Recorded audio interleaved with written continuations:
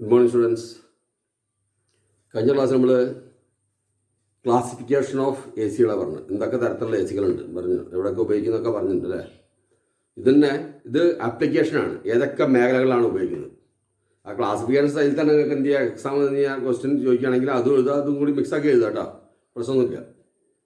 അപ്പോൾ ഇതിൽ ഏതൊക്കെ ആപ്ലിക്കേഷൻ, ഏതൊക്കെ മേഖലകളിലാണ് ഉപയോഗിക്കുന്നത്, എയർ കണ്ടീഷനിങ് ഏതൊക്കെ മേഖലകളിലാണ് ഉപയോഗിക്കുന്നത്, അതിനുവേണ്ടി കുറേ ആയിട്ട് അറിഞ്ഞിട്ടുണ്ട്. ഫസ്റ്റ് നമ്മളത് കംഫർട്ട് എ സിയാണ് എന്ത് ചെയ്യുക, നമ്മളെ സാധാരണ സൂക്ഷിക്കാൻ വേണ്ടിയിട്ടുള്ള അല്ലേ, നമ്മളെ വീടുകളിൽ ഓഫീസുകളിലൊക്കെ ഉപയോഗിക്കുന്ന എ സികൾ, സാധാരണ കംഫർട്ട്, മനുഷ്യൻ്റെ സുഖമായിട്ട് നമുക്ക് ചൂട് അനുഭവപ്പെടാതെ സമശീതോഷ്ണാവസ്ഥ അനുഭവപ്പെടാനുള്ള എ സികൾ, അത് നമ്മൾ എന്താ പറയുക, കംഫർട്ട് എ സി. അതിൽ സെൻട്രൽ എ സികളൊക്കെ പെടുന്നുണ്ട്. ആ സെൻട്രൽ എ സിയിൽ നമ്മൾ അന്ന് പറഞ്ഞിട്ടുണ്ട് കാലാവസ്ഥയ്ക്കനുസരിച്ചുള്ള summer A C, winter A C, year round A C, ഇതൊക്കെ സെൻട്രൽ എ സി പെടുന്ന സാധനമാണ്. വലിയ സിസ്റ്റങ്ങൾ, വലിയ ഹോസ്പിറ്റലൊക്കെ അതൊക്കെ എന്ത് ചെയ്യുക, സെൻട്രൽ എ സി പെടുന്നതാണ്. അതേപോലെ പിന്നെ വിൻഡോ എ സി നിങ്ങൾക്കറിയാം അല്ലേ, വിൻഡോ എ സി നമ്മൾ കണ്ടിട്ടുണ്ട്, പ്രാക്ടിക്കലി കാണിച്ചു തരും. ചതുരത്തിലുള്ള ചുമര് പൊളിച്ചിട്ട് ആ സൈസിൽ വെക്കുന്ന സാധനം, അതിനെന്ത് പറയുക, window A C. Split A C പറയാം, ഇൻഡോറും ഔട്ട്ഡോറും. അപ്പോൾ നിങ്ങൾക്ക് അറിയാം, പ്രത്യേകിച്ച് പറയാനൊന്നുമില്ല, ഇൻഡോറും ഔട്ട്ഡോറും പ്രത്യേകമായിട്ടുള്ളത്. പിന്നെ ഡക്റ്റബിൾ സ്പ്ലിറ്റ് എന്ത് ചെയ്യുക, പ്രത്യേകം റൂമിൽ, ഇൻഡോർ യൂണിറ്റ് റൂമിലേക്ക് കാണില്ല, ഫോൾ സീലിങ്ങിൻ്റെ മുകളിൽ ഇങ്ങനെ ഗ്രില്ലിൽ കൂടെ എന്ത് ചെയ്യുക, എയർ റൂമിലേക്ക് വരുന്ന ടൈപ്പ്, അതിനെന്ത് പറയുക, ഡക്റ്റബിൾ സ്പ്ലിറ്റ്. ജ്വല്ലറി, ടെക്സ്റ്റൈൽ, ചെറിയ ടെക്സ്റ്റൈലുകൾ, അതിലൊക്കെ എന്തുണ്ടാവും, ഡക്റ്റബിൾ സ്പ്ലിറ്റാണ്. ചില ബാങ്കുകളിലൊക്കെ ഉണ്ട് ഫോൾ സീലിംഗ് ഉണ്ടാക്കിയിട്ടുണ്ട്. ഫോൾ സീലിങ്ങിൻ്റെ ഇങ്ങനെ കട്ടിങ് ഉണ്ടാക്കി കൂടെ ഗ്രില്ല് അല്ലെങ്കിൽ ഡിഫ്യൂസറിൽ കൂടെ എന്ത് ചെയ്യുക, തണുത്ത എയർ ഇങ്ങനെ വരുന്നത്, ഒരു സൗണ്ടൊന്നും ഉണ്ടാവില്ല, വർക്ക് ചെയ്യുന്ന സൗണ്ടൊന്നും ഉണ്ടാവില്ല, കുറച്ച് കപ്പാസിറ്റി കൂടിയാണ് സാധനം. അതിനെന്താ പറയുക, ഡക്റ്റബിൾ, കണ്ട സെൻട്രൽ എ സി ഉണ്ടാവും, ഡക്റ്റബിൾ സ്പ്ലിറ്റ് എ സി. പിന്നെ പാക്കേജ് എ സിയും അതേപോലെ തന്നെയാണ് എന്ത് ചെയ്യുക, യൂണിറ്റ് ഒന്നും കാണില്ല, ഒറ്റ യൂണിറ്റിനായിരിക്കും, വലിയ വിൻഡോസിൻ്റെ ഒറ്റ യൂണിറ്റ് ആയിരിക്കും, ഒന്ന് ഡക്റ്റ് കൂടിയാണ് എന്ത് ചെയ്യുക, റൂമിലേക്കുള്ള എയർ സർക്കുലേഷൻ ഒക്കെ വരിക. നമ്മൾ യൂണിറ്റ് ഒന്നും കാണില്ല, സൗണ്ടും കേൾക്കില്ല, ഡക്റ്റ് കൂടെ എന്ത് ചെയ്യുക, തണുത്ത എയർ വരും. അതേപോലെ എയർ വലിക്കാനും വേറെ സാധനം ഡക്റ്റ് ഉണ്ട്.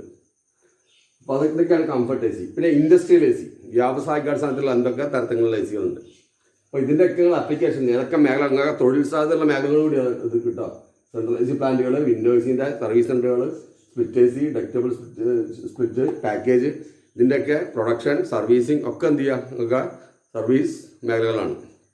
അതായത് industrial A C, tool room, tools ഉണ്ടാക്കുന്ന റൂം, ടൂള് ഉണ്ടാക്കുന്നതിൽ എന്ത് ചെയ്യുക, ഇൻഡസ്ട്രിയൽ എ സി ഉപയോഗിക്കുന്നു. പിന്നെ മിലിറ്ററി ആപ്ലിക്കേഷനിൽ മിസൈലിൻ്റെ ട്രാക്കിങ്ങിന് എന്ത് ഉപയോഗിക്കുന്നുണ്ട്. ഇത് എക്സാം തന്നെ ഇതേ അവിടെ തന്നെ എഴുതാം, നിങ്ങൾ സൂം ചെയ്തിട്ട് എഴുതി വയ്ക്കുക, നോട്ട് ചെയ്താലും എഴുതി വയ്ക്കുക. മിസൈൽ ട്രാക്കിങ്ങിൻ്റെ എന്ത് ചെയ്യുക, ട്രാക്കിങ് എന്ത് ചെയ്യുക, ഇൻഡസ്ട്രിയൽ എ സി ഉപയോഗിക്കുന്നത്. പിന്നെ ആറ്റോമിക് സബ്മറൈൻ, മുങ്ങിക്കപ്പൽ അല്ലേ, ആറ്റോമിക് മുങ്ങിക്കപ്പലുകളുണ്ട്. എന്താ പറയുക,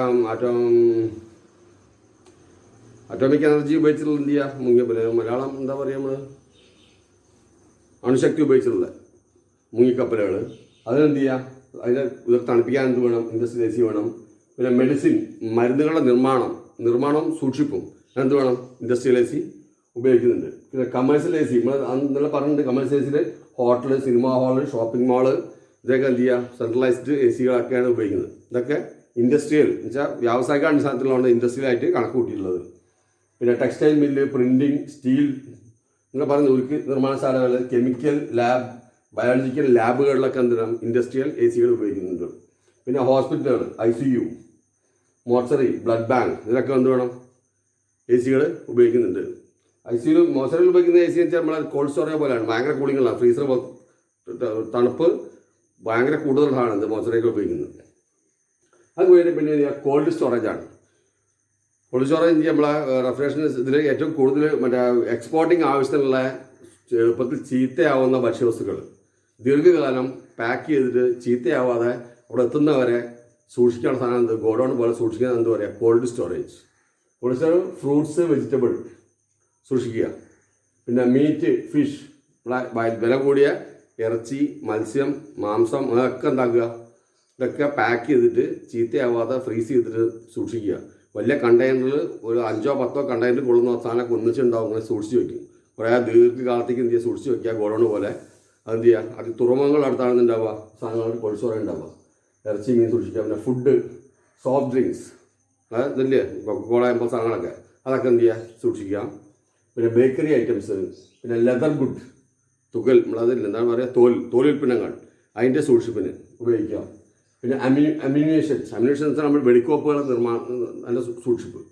ഇപ്പോൾ വെച്ചാൽ സാധാരണ നമ്മളെ ഗുണ്ടും സാധനങ്ങളൊന്നുമല്ല, നമ്മളെ ഇലക്ട്രോണിക് ഡിവൈസ് ആയിട്ടുള്ള മിസൈലുകളൊക്കെ ഉണ്ട്. മിസൈലിൻ്റെ സാധനങ്ങളൊക്കെ കവർ ചെയ്തിട്ടുണ്ട്. ഇലക്ട്രോണിക് ഇതൊക്കെ നിങ്ങൾ മൊബൈലിലൊക്കെ കണ്ടിട്ടുണ്ടാവും പടത്തിലൊക്കെ.